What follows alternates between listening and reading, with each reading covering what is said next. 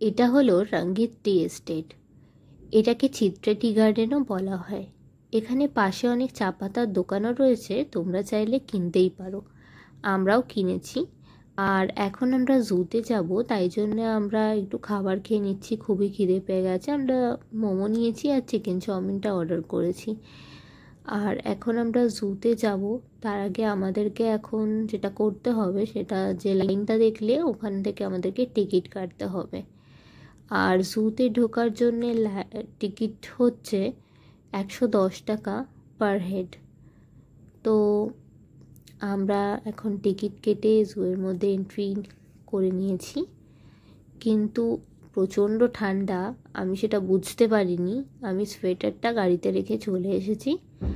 আর আমাকে এখন এই জামাটা পরেই পুরো জুটা ঘুরতে হবে।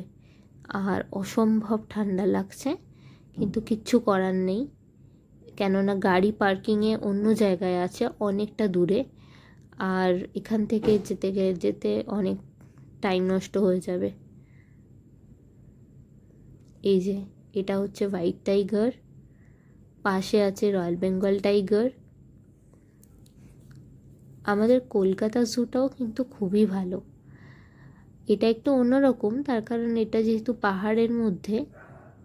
এই যে উনি আসছেন, যেন মনে হচ্ছে খাঁচাটা খোলা থাকলে ওরা প্রত্যেকটা মানুষকে একসাথেই খেয়ে নেবে।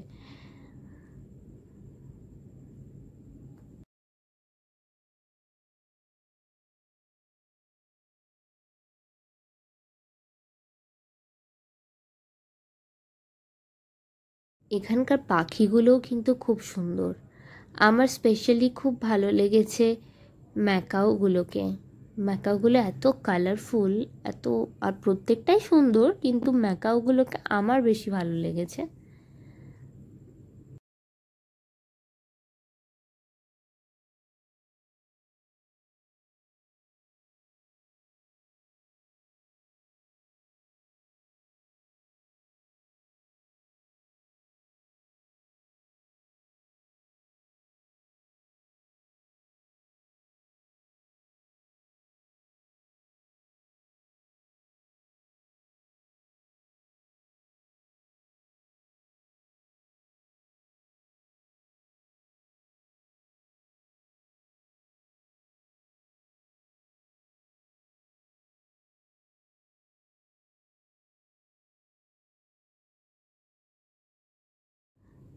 আবার দেখা হবে নেক্সট ব্লগে।